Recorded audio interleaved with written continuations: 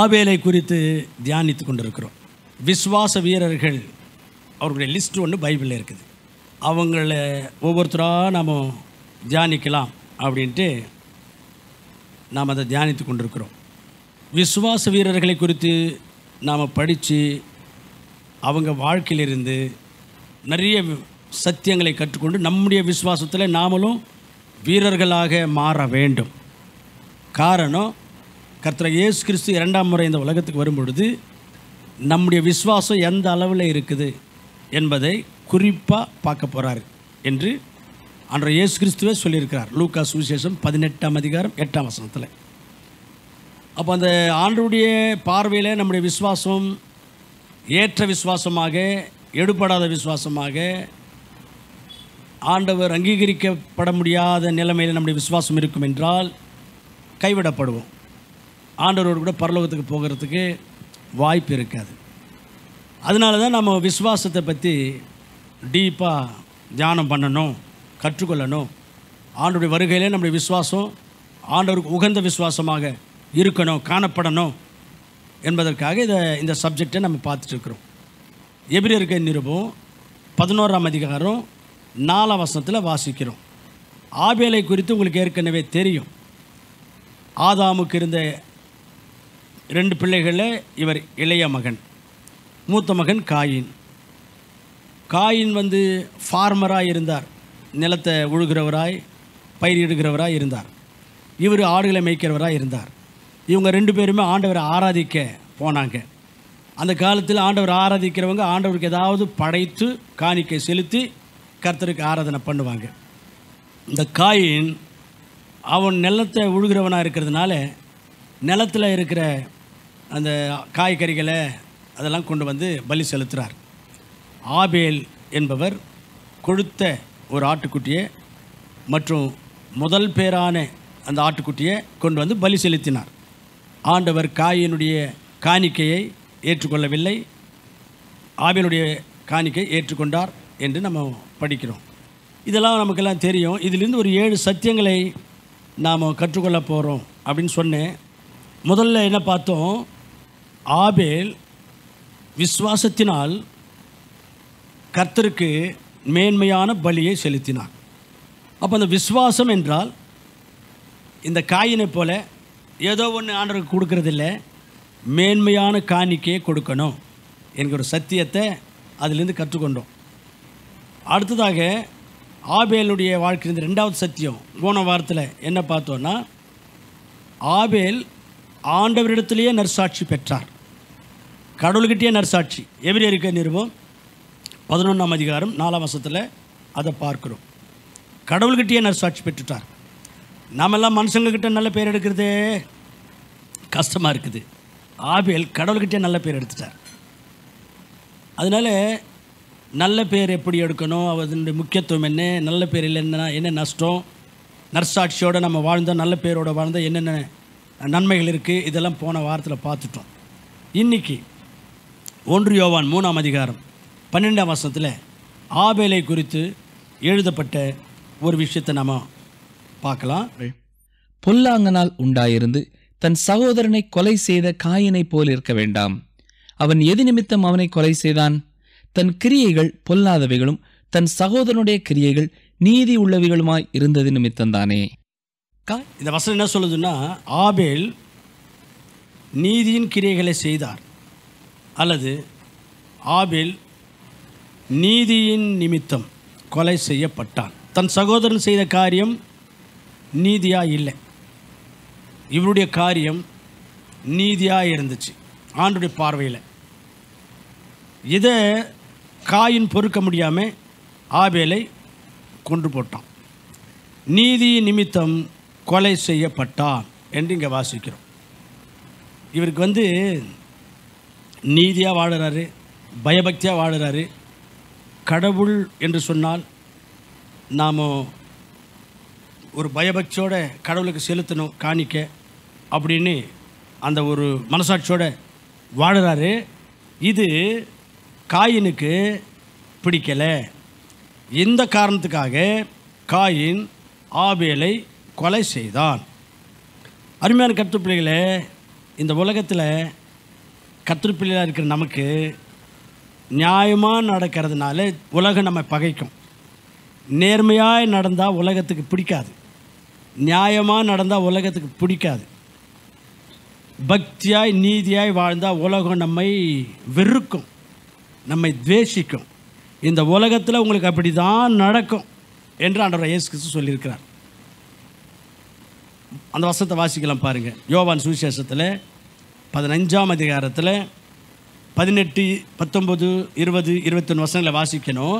19ஆம் வசனம் மட்டும் வாசிங்க. நீங்கள் இந்த உலகத்தாராக இருந்தால் உலகம் தன்னுடையவர்களை சேமிக்கும். நீங்கள் இந்த உலகத்தாராக இல்லை. நான் உங்களை உலகத்திலிருந்து தெரிந்து கொண்டேன். அந்த காரணத்தினாலே உலகம் உங்களை பகைக்கிறது. அப்போது நாம் இந்த உலகத்தாரை போலவே நம்ம நடப்போமானால், ஜீவிப்போமானால், விஷயங்களை செய்வோமானால் உலகத்தார் நம்ம நேசிப்பாங்க, உலகத்தார் நம்ம நல்லபடியாக நடத்துக்குவாங்க. ஆண்டவர் நம்மை தெரிந்து கொண்டார். உலக வழக்கத்தின்படி நம்ம வாழக்கூடாது, உலகத்தில் இருக்கிற ஆசபாசங்களின்படி நம்ம வாழக்கூடாது, ஆண்டுடைய வசனத்தின்படி வாழணும் என்கிற ஒரு மனசாட்சியோட, அந்த கான்ஷியஸோட, பயபக்தியோட நாம் வசனத்தின்படி நீதியாய் நேர்மையாய் நியாயமாக வாழுறோம். பார்த்தீங்களா? இதனாலேயே உலகத்தில் உள்ள மக்கள் நம்மை வெறுப்பாங்க, நம்ம மேலே பகை வளர்த்து கொள்வாங்க, நம்ம சத்ருவாக பார்ப்பாங்க. இது நடக்கும்னு இயேசுசாமி சொன்னார். அதுதான் ஆபேலுக்கும் நடந்துச்சு. ஆபேல் செய்த காரியம் கர்த்தருடைய பார்வைக்கு நீதியாக இருந்துச்சு. தன்னுடைய அண்ணன் காயின் செய்த காரியம் கர்த்தருடைய பார்வையில் நீதியாக இல்லை. இவர் நீதியான காரியத்தை செய்தாராம். அதுக்காக காயின் ஆபேலை கொலை பண்ணி போட்டான் அப்படின்னு நம்ம வாசிக்கிறோம். அதனால் இந்த உலகத்தில் கூட நமக்கு அப்படி தான் நடக்கும். பைபிளில் ஒன்றும் வசனம் இருக்குது. இந்த உலகம் உங்களை வெறுக்குது, உங்களை பகைக்குதுன்னா நீங்கள் ஆச்சரியப்பட வேண்டாம். Don't be surprised when the world hates you அப்படின்றார். 1 யோவான் 3ஆம் அதிகாரத்தில் 13ஆம் வசனத்தில், என் சகோதரரே, உலகம் உங்களை பகைத்தால் ஆச்சரியப்படாதீங்க. உலகம் அப்படி தான் உங்களை பகைக்கும். அதனால் நாம் நேர்மையாக நீதியாக நியாயமாக வசனத்தின்படி பயபக்தியாக வாழ்ந்தாவே இந்த உலகத்துக்கு பிடிக்காது. அவங்கள மாதிரி நம்ம இல்லைல்ல. அதனால் இந்த உலகம் நம்மை பகைக்கும். ஆனால் அதை பற்றியெல்லாம் நம்ம கவலைப்படக்கூடாது. நாம் இந்த மாதிரி பண்ணால், இந்த மாதிரி நடந்தால், இந்த மாதிரி வசனத்தின்படி வாழ்ந்தால் அவங்க நம்மளை எதிர்க்கிறாங்க அல்லது விரும்ப மாட்டேன்றாங்க, அவங்களுக்கு அது பிடிக்கலை, இவங்களுக்கு அது கோபம் வரும், எரிச்சல் மூட்டும் அப்படின்ட்டு அவங்களுக்காக நம்ம எல்லாம் வசனத்தை விட்டு விலகி காம்ப்ரமைஸ் ஆகி போகக்கூடாது. ஆனால் இன்றைக்கி நிறைய பேர் வசனத்துக்கு விரோதமான சில சடங்குகள் செய்கிறாங்க, சாங்கியங்கள் செய்கிறாங்க, பாரம்பரியங்கள் செய்கிறாங்க, சில காரியங்கள் செய்கிறாங்க. ஏங்க இந்த மாதிரி பண்ணுறீங்க? நம்ம கர்த்தருடைய பிள்ளைகளாச்சே அப்படின்னா சொந்தக்காரங்களுக்காக செய்கிறோம், ஊருக்காரங்களுக்காக செய்கிறோம், நண்பர்களுக்காக செய்கிறோம். அப்போ யாரை சந்தோஷப்படுத்துறீங்க? உலகத்தார சந்தோஷப்படுத்துறீங்க, சொந்தக்காரங்களை சந்தோஷப்படுத்துறீங்க, காம்ப்ரமைஸ் ஆகி போயிடுறீங்க. அருமையான கர்த்தருடைய பிள்ளைகளே, வசனத்தின்படி நடக்கணும். நாம் கற்றுக்கொண்ட கிறிஸ்துவ ஒழுக்கங்களின்படி நடக்கணும். யார் என்ன நினைச்சாலும் அதை பற்றி நமக்கு கவலை இல்லை. காம்ப்ரமைஸ் ஆகக்கூடாது.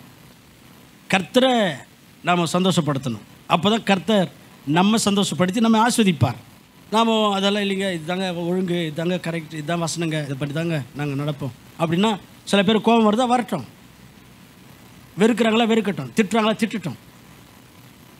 பைபிள் என்ன சொல்லுதுன்னா, இந்த மாதிரி நீங்கள் ஒரு நேர்மையான வழியில், நியாயமான வழியில், வசனத்தின்படி கர்த்தருடைய பிள்ளைகளாக நீங்கள் காரியங்கள் செய்யும் பொழுது உங்களை எதிர்த்து யார் பேசுவாங்களோ, உங்களுக்கு எதிராக யார் எழும்புவாங்களோ, உங்களுக்கு விரோதமாக யார் என்ன செய்வாங்களோ அவங்கெல்லாம் வெட்கப்பட்டு போயிடுவாங்க.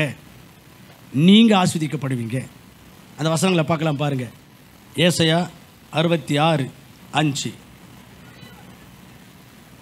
கர்த்தருடைய வசனத்துக்கு நடுங்குகிறவர்களே, அதாவது கர்த்தருடைய வசனத்தின்படியே நடக்கணும். யார் என்ன நினைச்சாலும் எனக்கு அதை பற்றி எனக்கு கவலை இல்லை, நான் கடவுளுடைய வசனத்தின்படி செய்வேன், நடக்குவேன் அப்படின்னு சொல்லுகிறவர்களே, அவருடைய வார்த்தையை கேளுங்கள். என் நாமத்து நிமித்தம் உங்களை பகைத்து உங்களை அப்புறப்படுத்துகிற உங்கள் சகோதரர் கர்த்தர் மகிமைப்படுத்துவாராக என்கிறார்களே, அவர்களுக்கோ வெட்கம்தான் மிஞ்சும், உங்களுக்கு சந்தோஷம் நிறையும். உங்கள் வாழ்க்கையில் நீங்கள் ஆண்டவரை சந்தோஷப்படுத்துறீங்க, அதனால் இந்த வசனத்தின்படி ஆண்டவர் உங்களை சந்தோஷப்படுத்துவார். கடவுளுடைய வசனத்துக்கு வாழணும்னு நீங்கள் விருப்பப்படும் போது உங்களுக்கு விரோதமாக எழும்புறாங்க பாருங்கள், அவங்க வெட்கப்பட்டு போகும்படி கர்த்தர் செய்வார். அதனால அருமையான கற்றுப்பிள்ளையில் நாம் காம்ப்ரமைஸ் ஆகி போகக்கூடாது, அவங்களோடு கூட ஒத்துழைச்சி போகக்கூடாது. நாம் வசனத்தின்படி நடந்தால் உலகம் நம்மை துவேஷிக்கும், வெறுக்கும், அதை பற்றி நம்ம கவலையே இல்லை. அவங்க வெட்கப்பட்டு போயிடுவாங்க, நீங்கள் சந்தோஷப்படுவீங்க என்கிற இந்த வசனம் ஆண்டவர் நமக்கு சொல்கிறார். அது மட்டும் இல்லை, இன்னொரு வசனம் சொல்லியிருக்கிற ஏசாமி, இந்த உலகத்தில் என் நிமித்தம் உங்களை ஜனங்க துவேஷித்தால், வெறுத்தால், திட்டினால், பொல்லாத வார்த்தைகளை பேசினால் நீங்கள் பாக்கியவான்கள், உங்களுடைய பலன் பரலோகத்தில் கூடிக்கிட்டே இருக்கும், அதிகமாகிட்டே இருக்கும் அப்படின்னு சொல்லியிருக்கார். மத்தேயு சுவிசேஷம் 5ஆம் அதிகாரத்தில் 10ஆம் வசனம் வாசிங்க. நீதி நிமித்தம் பாக்கியவான், இந்த மாதிரியெல்லாம் நீதியாய் வாழறதுக்காக நீங்கள் நின்று அது நிமித்தம் உங்களை துன்பப்படுத்துகிறாங்க, உங்களை திட்டுறாங்க, உங்களுக்கு வேதனை உண்டாக்குறாங்க என்று சொன்னால் நீங்கள் பாக்கியவான்கள். அடுத்த வசனம், என் நிமித்தம் உங்களை நிந்தித்து துன்பப்படுத்தி பலவிதமான தீமையான மொழிகள் என்னக்கா, கடவுளுக்காக நம்ம நிற்கும்போது, கடவுளுடைய வழியில் நான் கருத்து வசனத்தின்படி தான் நான் நடப்பேன் அப்படி நம்ம நிற்கும்போது சில பேர் திட்டுவாங்க, சரிங்களா? அதுதான் இங்கே தீமையான மொழிகளை உங்கள் பேரில் பொய்யாய் சொல்வார்களானால் நீங்கள் பாக்கியவான்களாக இருப்பீர்கள், சந்தோஷப்படுங்கள். பரலோகத்தில் அதுக்குரிய ரிவார்டு, பலன் அதிகரிச்சுக்கிட்டே இருக்கும். அதனால் அருமையான கருத்துப்பிள்ளைகளே, ஆபேலை போலவே நாமும் நீதியாய் வாழும்பொழுது, வசனத்தின்படி வாழும்பொழுது, சத்தியத்தின்படி வாழும்பொழுது சிலர் நம்ம வெறுப்பாங்க, துவேஷிப்பாங்க, நமக்கு விரோதமாக எழும்புவாங்க. அதை பற்றியெல்லாம் நம்ம கவலைப்படக்கூடாது. காலப்போக்கில் நாம் நல்லா இருப்போம், அவங்க வெட்கப்பட்டு போகும்படி கர்த்தர் செய்வார். அதுதான் ரிசல்ட்டு. அதனால் ரிசல்ட் ஆண்டவர் முன்கூட்டியே நமக்கு சொல்லிட்டார். உங்களுக்கு விரோதமாக எழும்பினாக்கா அவங்க வெட்கப்பட்டு போயிடுவாங்க, நீங்கள் சந்தோஷமாக இருப்பீங்க, உங்கள் பலன் பரலோகத்தில் அதிகமாக இருக்கும் அப்படின்னு ஆண்டவர் சொல்லியிருக்கிறாரு. அதனால் நான் செய்ததை உங்களுக்கு சொல்கிறேன். உங்களுக்கு ஏதாவது ஒரு விசேஷம் நடக்கும்போது, திருமணமோ, வீட்டில் மரணமோ, அல்லது வீட்டில் ஏதாவது ஒரு சுபகாரியங்களோ நடக்கும்போது நீங்கள் வசனத்துக்காக நிற்கணும், சத்தியத்துக்காக நிற்கணும், நீதிக்காக நிற்கணும்.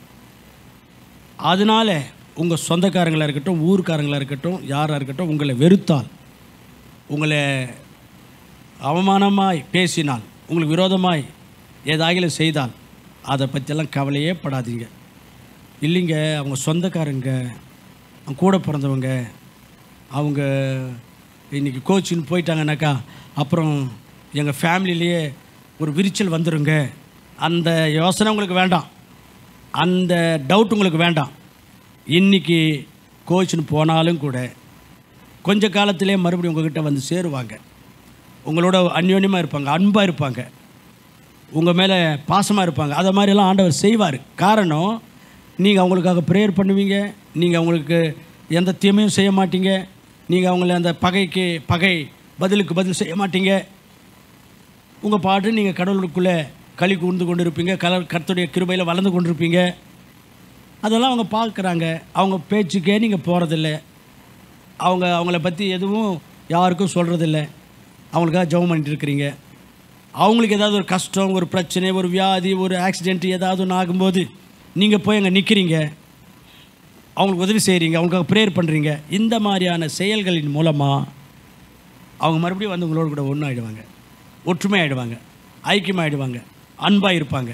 அதனால் இன்றைக்கி நடக்கிற காரியங்களை பார்த்து நீங்கள் பயந்துடாதீங்க, சந்தேகப்படாதீங்க. இது எங்கே போய் இப்படி ஆயிடுச்சுன்னா எப்படி அப்படின்லாம் யோசிக்காதீங்க. இங்கே நடக்கட்டும், இன்றைக்கி நடக்கட்டும். இன்றைக்கி ஒரு காரியத்தை செய்யும்பொழுது கர்த்தருடைய வசனத்தின்படி, சத்தியத்தின்படி, ஒழுங்கின்படி தான் செய்யணும். இன்றைக்கி அதனுடைய ரிசல்ட் என்னவாவது இருக்கட்டும், அதை பற்றி கவலைப்படாதீங்க, நீங்கள் செய்யுங்க. யார் உங்களுக்கு விரோதமாக இருந்தாலும் எல்லாரும் உங்ககிட்ட வருவாங்க, எல்லோரும் உங்கள்கிட்ட வந்து சேருவாங்க, உங்களோட அன்பாக இருப்பாங்க, ஐக்கியமாக இருப்பாங்க, உங்கள் மேலே மதிப்பாக இருப்பாங்க, மரியாதையாக இருப்பாங்க. அதனால் ஆபேலை போல நீதியாய், நேர்மையாய், பக்தியாய், வசனத்தின்படி, ஒழுங்கின்படி நாம் நடக்கும்போது நமக்கு விரோதமாக காரியங்கள் நடக்கும். அதை பற்றி நம்ம கவலைப்பட தேவையில்லை. ஆனால் காம்ப்ரமைஸ் ஆகக்கூடாது. அப்படி நமக்கு விரோதமாக எழும்புறவங்க வெக்கப்பட்டு போவாங்க, நம்ம ஆஸ்வதிக்கப்படுவோம் என்கிற சத்தியத்தை இன்றைக்கு கற்றுக்கொண்டோம்.